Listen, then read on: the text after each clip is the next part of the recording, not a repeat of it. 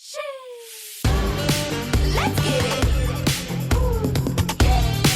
Let's get it. Let's get it. Let's get it. Hey guys, welcome back to the Jetcast channel. Bit of trolling today. We're in that sort of time of year where Spanish mackerel, spotty mackerel and other sort of pelagic species are hanging around. There's a bit of bait in the water, although I had a terrible time trying to catch any. I think they're a different type of bait that just don't like the sabiki rigs. So I'm going to put out a mad scad, a nomad lure, just one, and I'll cruise up to my favourite reef and we'll see how we go. So stick around, I hope there's some action to show you very soon. Let's get it. Let's get it. Let's get it started. Let's get it. Let's get it. Let's get it started. And we're on.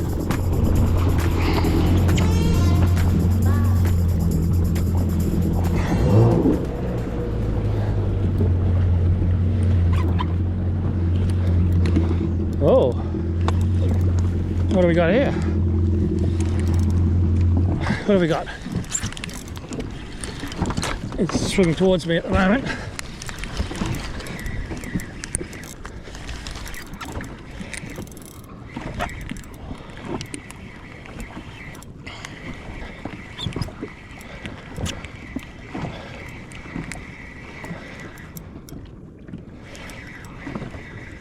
What have we got?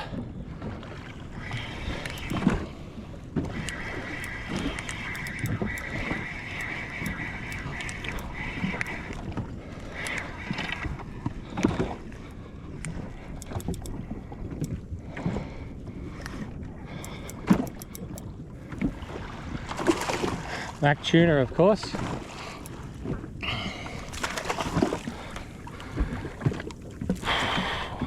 Been quite good at catching these. Not what I want though. Not what I want. Hello all stations, follow all stations, follow all stations. This is Coast Guard Noosa, Victor Mike.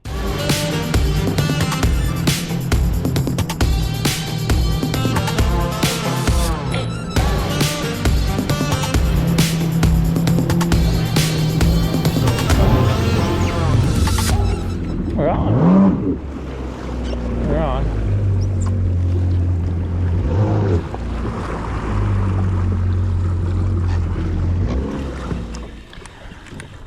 So what do we got?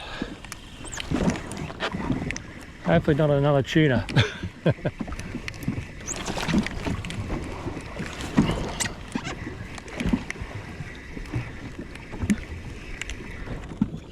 It's not super big at the moment.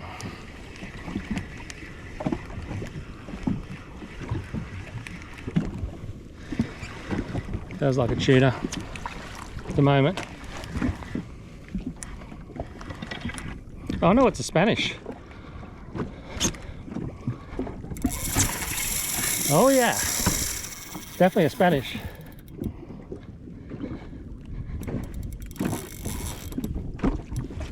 Oh, don't want to lose it.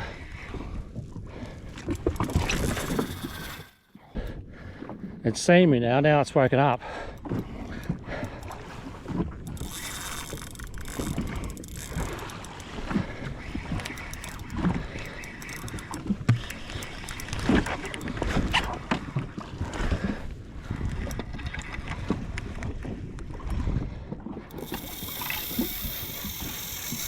Oh.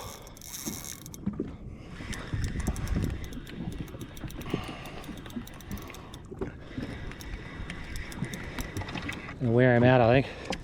It's the main thing.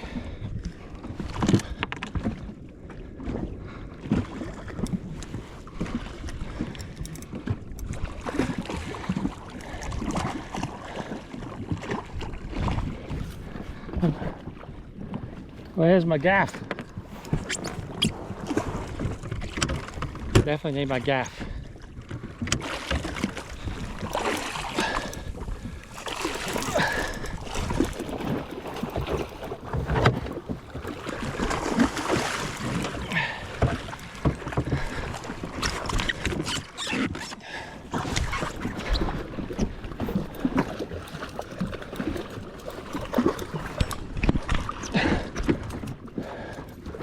Got him.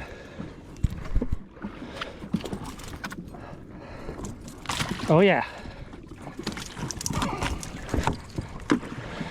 First one of my season. Oh. And I think that's all I can catch too. I can only allow one these days, so happy anyway, I got one. That all happened very quick.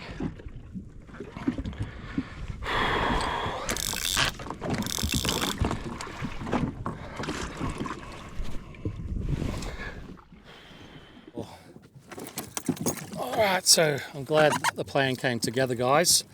It's just over the metre mark. I think I'll give it a measure in a second. That's first one of my season. First one I've actually caught for a while, actually, for me.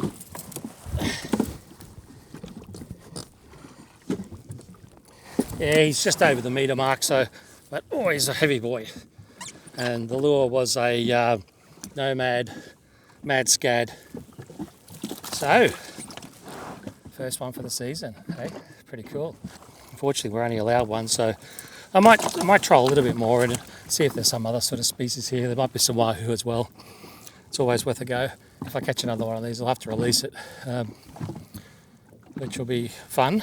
But nevertheless, I'm on the board.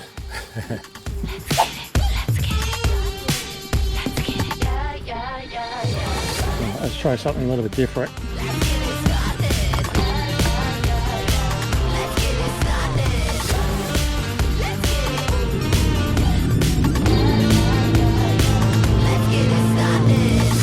So guys, it's summertime now, and summertime means mackerel here in South East Queensland, and I'm just coming to the end of December, and we are seeing some Spanish mackerel, spotty mackerel, school mackerel showing up.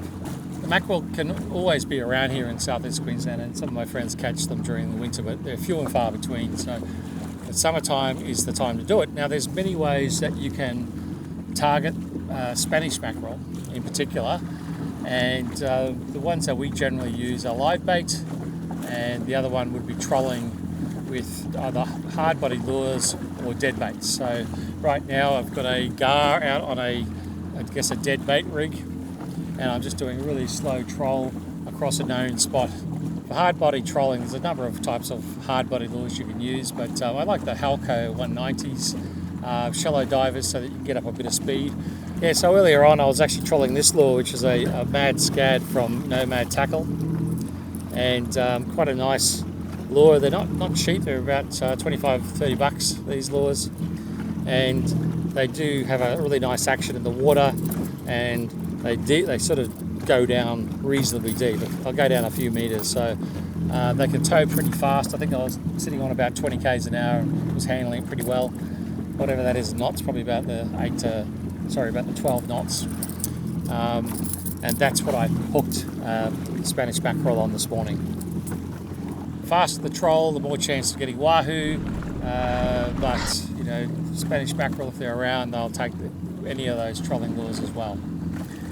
Now, live bait has always been my favourite, but some days like today I'm having a real trouble finding any, and that means that if you don't have any bait with you, then you might miss out on catching anything. So, you know, today I started out with these great intentions of using live bait rigs and you know, targeting mackerel again, particularly Spanish mackerel. The odd we get the odd marlin come through this spot here as well, and you know, I had great intentions, but I just couldn't jig up any bait. So you know, today I've gone to hard bodies. I did a bit of fast trolling, and now I'm doing some slow trolling with a gar on a wire rig. So that's it. You know, the end of the day, it's up to you. Obviously, when you're trolling, you're going to use a lot more fuel, so consider that. When you're slow trolling, you're running in idle, so you can have a lot less fuel consumed in a bit more passive day. You probably want the weather to be really nice on a slow troll day, just so that you can enjoy it. If you're getting knocked around and wet, it's certainly not as much fun. The other way that you can actually catch pelagic fish is by casting metal lures at them, silvery metal lures or other types of lures that you can actually wind back fast. Something in that 6-to-1 type ratio is going to be best.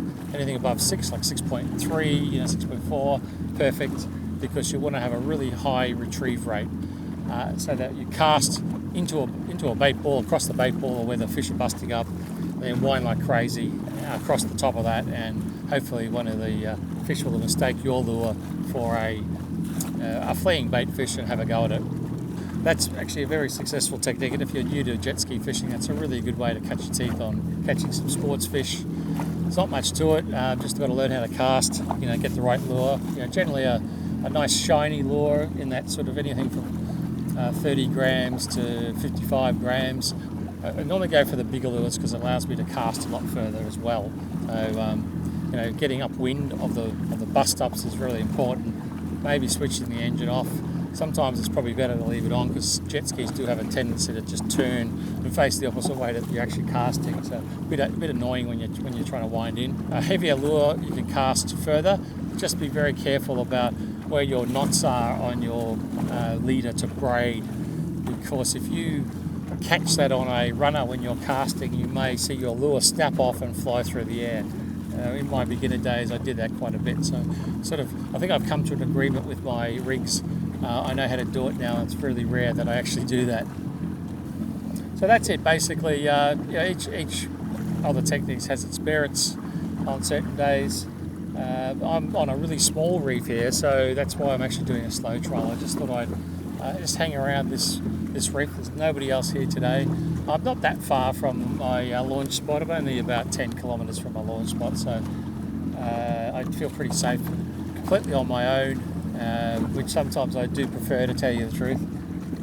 It's obviously not great for safety, but I am fairly experienced and I have a fairly new skis that I can trust.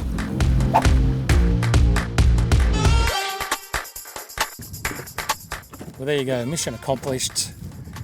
In our state, we're only allowed 1 Spanish mackerel now per person, or 2 per boat. So I've got my bag, or one of them, but who can complain when you've got a just over 1 metre Spanish mackerel on ice in my left-hand tubby here. So mission accomplished for the day. I did a fair bit of trolling today and there was nothing else around, and what the problem is that, as I said earlier, I couldn't get any live bait, and what it turned out is that all the bait that is showing up on the sounder was very, very, very small little fish, and no wonder that I take a sabiki line. So that's what all the tuna and mackerel are feeding on. So I think they're pretty well fed at the moment. I was very lucky to get that 1 Spanish mackerel after all. So thanks for coming back to the channel. Hope you enjoyed this episode, and I'll catch you next time. Let's get it started.